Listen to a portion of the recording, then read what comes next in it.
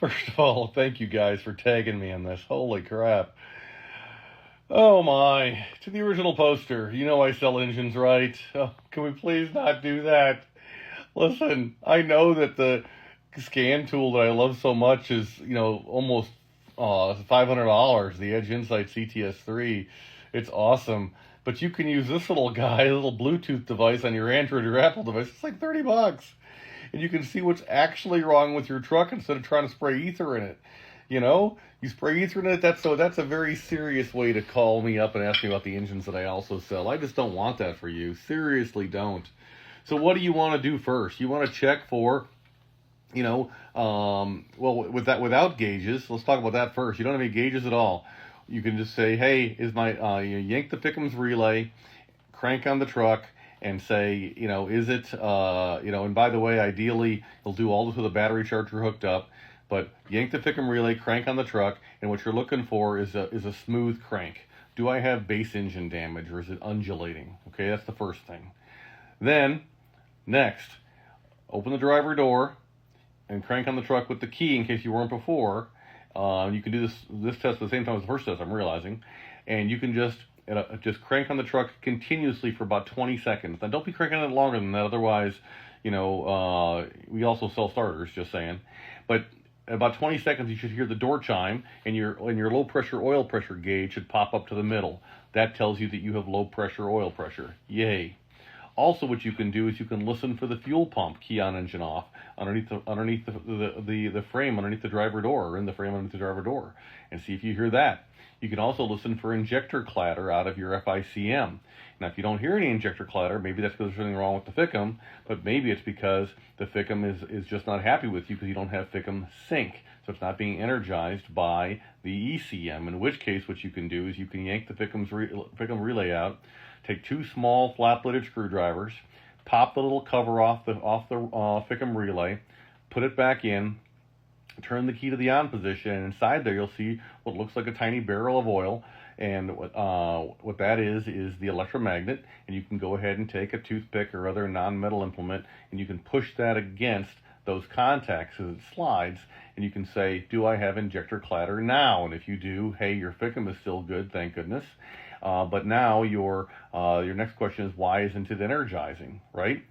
So those are the kinds of things that you can do without gauges. I suppose you can also go ahead and you can check fuel pressure by just, the idea of having fuel pressure by having, somebody pull the secondary fuel filter cap under the hood of the truck and just look down in there as somebody turns the key on and say, does this thing fill up very fast? Now, that's not an indication of pressure, but it's certainly an indication of volume and therefore likely pressure. Now, with gauges, what can you do? So if you have this little, $20, $30 or whatever it is Bluetooth adapter, and you download like Torque Pro or ForeScan, on your phone, you can go ahead and with Torque Pro or ForeScan, you can go ahead and you can see, hey, what is my IPR duty cycle, key on, engine off? And this should be 14.8, commonly between 14 and 15, but 14.8. During cranking, does it go to 85%? That's fine, but does it stay there? If it does, recognition it should not stay there. It should go to only 40s and 50s. And if it stays there, then what that tells us is that you have a situation where you're just not developing enough high pressure oil, and that's the reason for your problem. So, okay, fine. But then also you can go ahead and you can check injection control pressure. Ideally, injection control pressure voltage, because injection control pressure PSI can be spoofed. And so we want the real McCoy. And so key on, engine off, your ICP voltage should be 0.24. During cranking, it should go above 0.93. If you're only building 0.5, 0.4, 0.6, 0.7, that's not 500, and so you're not going to start, right? Now, the other thing is, when you're spinning it over, is it spinning over quickly, like what was in this video? That was plenty of RPMs in the beginning to have the thing start, but it just wasn't getting there. But, okay, so we checked IPR, we checked ICP, those are the high pressure oil things. We checked low pressure oil. Now with your gauge, you can look for FICM sync. Is that turning from 0 to 1 or from a no to a yes? If you got FICM sync, okay, fine. Then you can look at FICM main power, key on, engine off. Key on, engine off should be 46 or higher. During cranking, 46 or higher. All of that, if all that passes, your next step, injectors. So I hope this helps somebody. FICMRepair.com. We're all in this together. I suppose what you could also do is you could also get a manual compression tester if you just weren't sure, hey, is that undulating, is that undulating? You can pop out one glow plug at a time and do a compression check. Relative to your recognize that if you have Ford IDS or some other tool that allows you to do a contribution test, but with ECM compensation disabled, what you're looking for is you're looking for relative compression.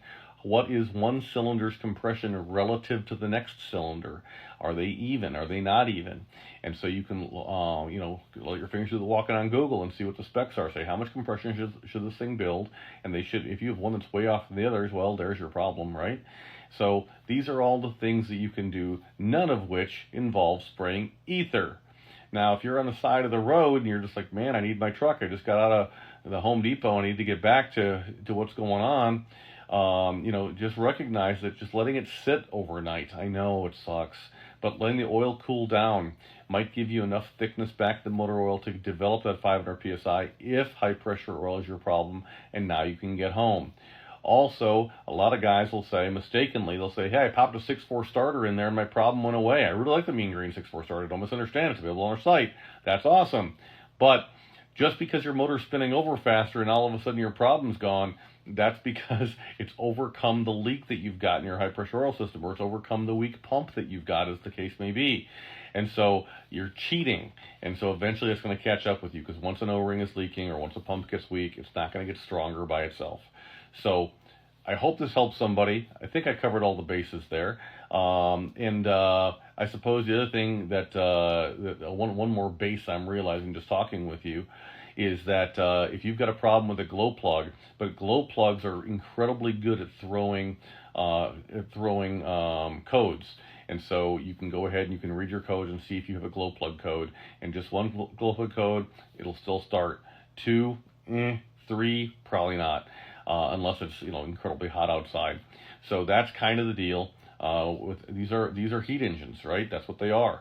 And without heat, without compression, you're not going to have ignition. So I hope this helps. If you're just stuck in a parking lot and you have gauges and you're developing like 0.87 injection control pressure voltage, recognize that just getting a start from a buddy, if you're getting a jump start from a buddy, or if you got a jump pack with you, putting it on the batteries, on the passenger side battery ideally, because that's closest to the starter, maybe that'll give you enough extra RPM, just a little bit more, to get you over that 0.93 threshold, over that 500 psi threshold. Recognize that the high pressure oil pump spins in time with the motor, so the faster the high pressure oil pump spins, the more it's pumping, and so you can overcome leaks that way.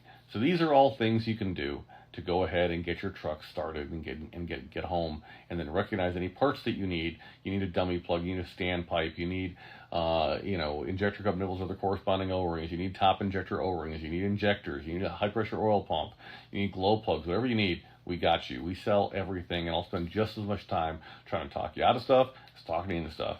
I just want you not to have problems. But if you keep on using ether, you're going to be buying a motor.